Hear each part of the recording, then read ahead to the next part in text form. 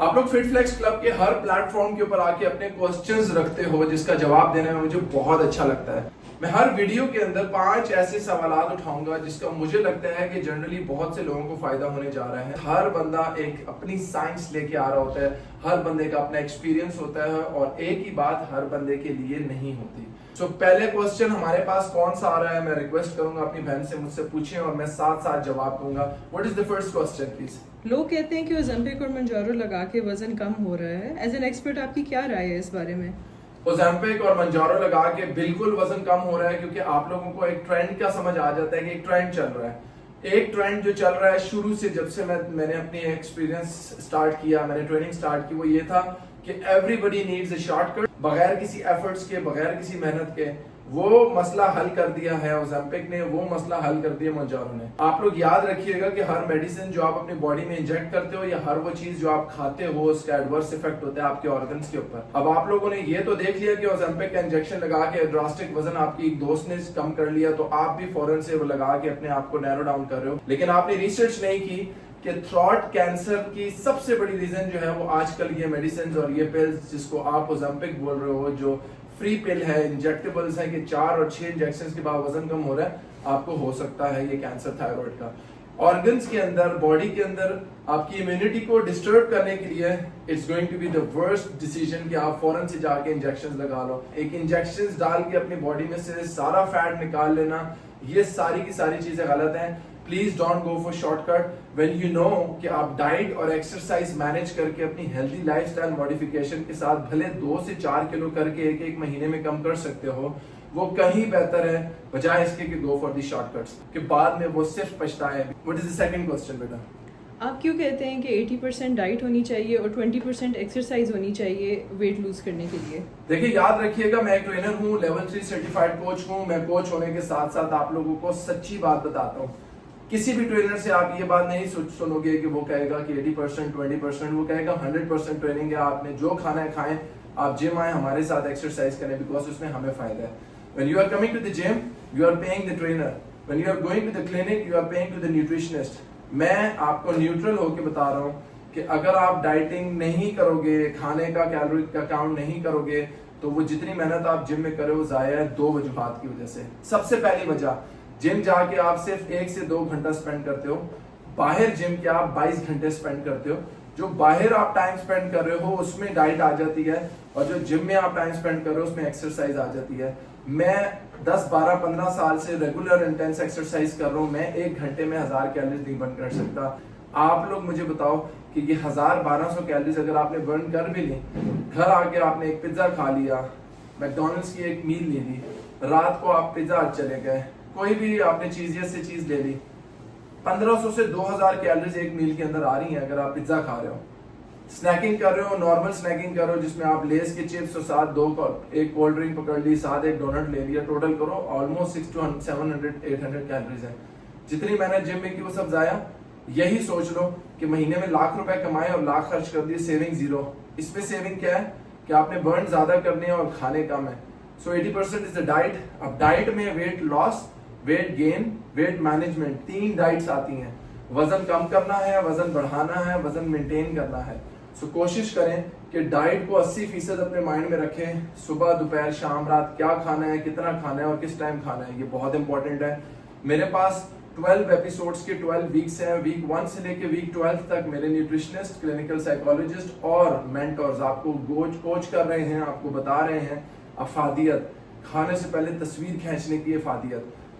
Monday, Tuesday, Wednesday, Thursday, Friday, Saturday and Sunday, 7 दिन तक आप एक ग्रुप के अंदर जिसमें प्राइवेसी होगी, आप होगे, न्यूट्रिशनिस्ट होगा, मेंटर होगा, कोच होगा और मैं होगा।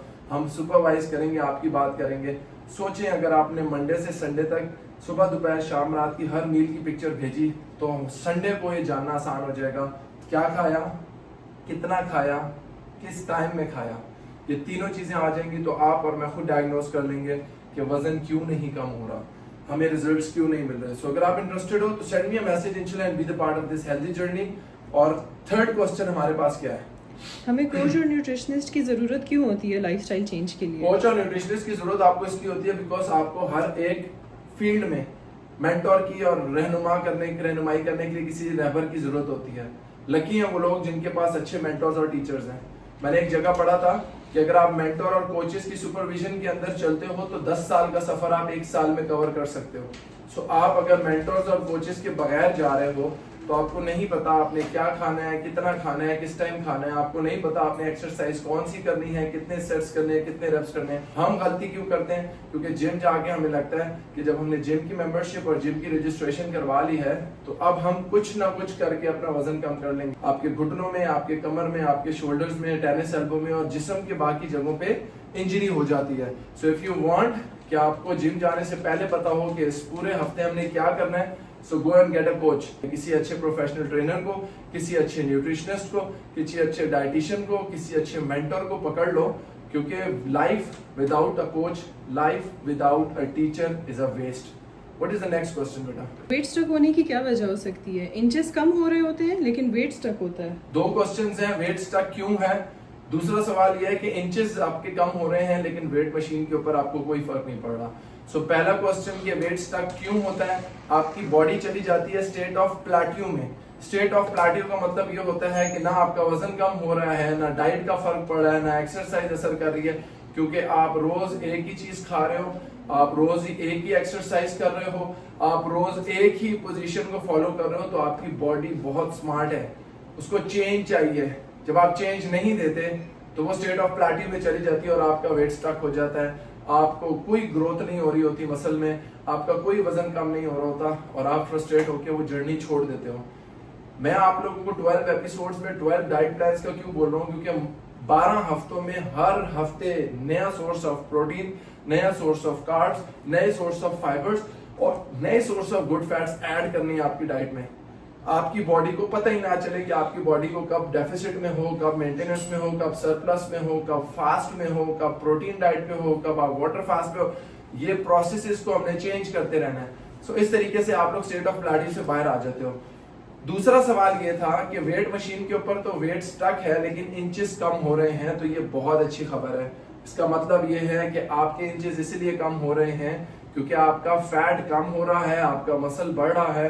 तो अज्यूम कर लेते हैं कि मैं 100 किलो वजन पे हूँ और मैं स्ट्रेंथ ट्रेनिंग भी कर रहा हूँ, वॉक भी कर रहा हूँ, जिम भी जा रहा हूँ, डाइट भी कर रहा हूँ, लेकिन वो 100 किलो मेरा 100 पे स्टक है, नीचे नहीं आ रहा। अब ये 100 किलो के ऊपर मैं बॉडी फैट परसेंटेज 3% कम कर रहा हूँ और 100 किलो के ऊपर ही 3% मसल इंक्रीज कर रहा हूँ।